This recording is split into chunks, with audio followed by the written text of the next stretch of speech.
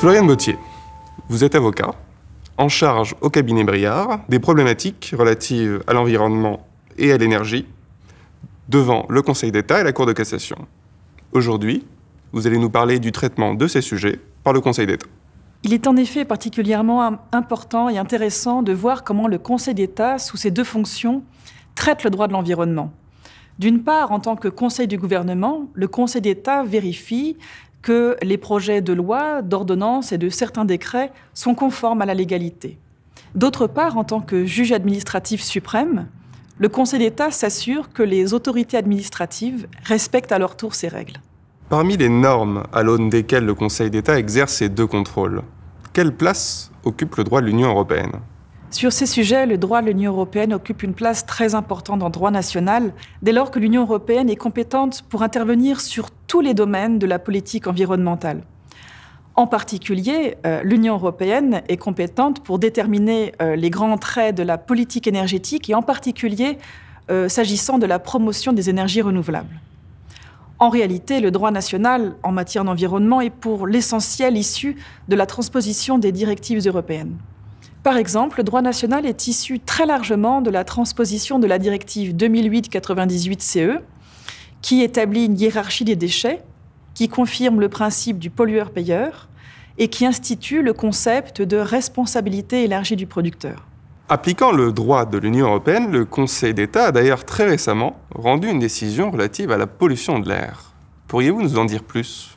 En 2017, le Conseil d'État avait enjoint au gouvernement d'élaborer et de mettre en œuvre des plans permettant de réduire, dans 13 zones du territoire et dans le délai le plus court possible, la concentration en dioxyde d'azote et en particules fines en dessous de valeurs fixées par la directive du 21 mai 2008. Saisi par plusieurs associations de défense de l'environnement, le Conseil d'État, dans une décision du 10 juillet 2020, a constaté que l'État n'avait pas pris les mesures nécessaires dans 8 zones encore en dépassement pour que sa décision de 2017 puisse être regardée comme pleinement exécutée. Réunie dans sa formation la plus solennelle, l'Assemblée du contentieux, le Conseil d'État a ainsi infligé à l'État une astreinte s'il ne prenait pas dans les 6 mois les mesures nécessaires.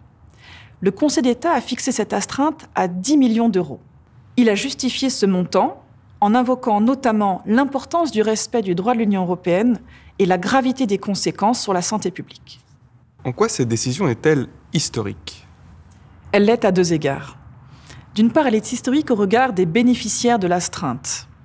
Il s'agit en effet non seulement des associations requérantes, mais aussi des personnes publiques suffisamment indépendantes de l'État et qui mènent des actions dans le domaine de la qualité de l'air. Il s'agit également des personnes privées à but non lucratif qui exercent des missions d'intérêt général dans ce domaine. Cette décision est également historique au regard du montant de l'astreinte. Une astreinte de 10 millions d'euros, c'est un montant jamais prononcé à l'égard de l'État par une juridiction administrative française. De surcroît, le Conseil d'État n'a pas exclu de réviser ce montant, y compris à la hausse, si les mesures ordonnées n'avaient pas encore été pleinement exécutées. Outre le droit de l'Union européenne, y a-t-il d'autres normes que les lois et les actes administratifs doivent respecter ?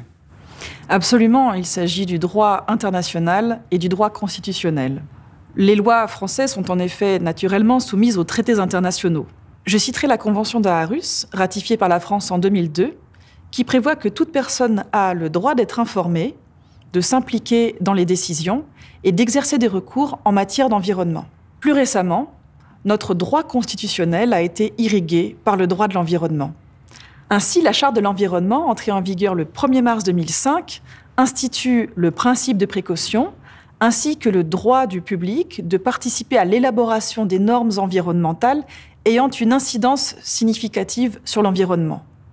Plus récemment encore, le Conseil constitutionnel a dégagé un objectif à valeur constitutionnelle de protection de l'environnement dans une décision QPC du 31 janvier 2020.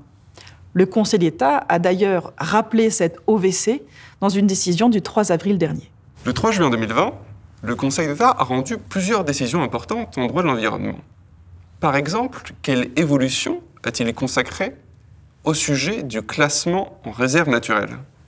Le classement en réserve naturelle d'un territoire vise à protéger un territoire où la conservation des espèces végétales, animales et plus généralement du milieu naturel est particulièrement importante.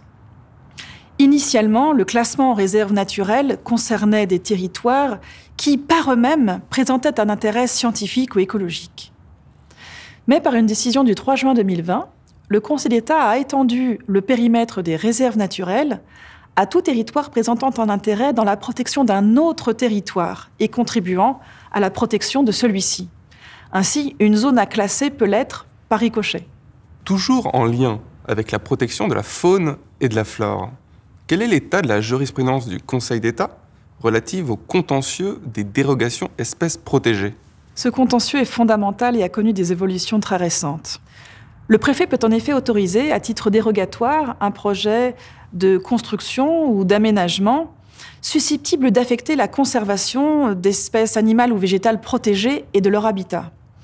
Cette dérogation est issue, elle aussi, de la transposition de la directive Habitat de 1992, aujourd'hui transposée dans le Code de l'environnement. Dans une décision du 3 juin 2020, le Conseil d'État a confirmé et précisé la méthodologie qu'il avait donnée en 2018 au préfet, sous le contrôle du juge administratif, pour apprécier le bien fondé des demandes de délivrance de dérogation espèces protégées. En quoi ce contentieux est-il fondamental, selon vous? Ce contentieux est particulièrement sensible, car les autorités nationales, en application de la directive Habitat, doivent veiller à ménager un juste équilibre entre, d'une part, la protection des espèces et, d'autre part, les exigences économiques et sociales. Il appartient en outre au juge administratif de prendre en compte les objectifs que l'Union européenne, comme la France depuis de nombreuses années, se fixe en matière de promotion des énergies renouvelables et en particulier éoliennes. Il s'agit en effet de répondre aux enjeux de transition énergétique et de lutte contre le réchauffement climatique. Quelle serait votre conclusion? Le droit de l'environnement est en permanente évolution sous l'égide de l'Union européenne qui élabore depuis des décennies des normes en matière environnementale parmi les plus strictes à l'échelle mondiale. Le Conseil d'État joue à cet égard un rôle essentiel pour veiller au respect de la légalité tant par le gouvernement que par les autorités administratives. Sa jurisprudence est pragmatique, rigoureuse et donne au droit de l'environnement toute son effectivité.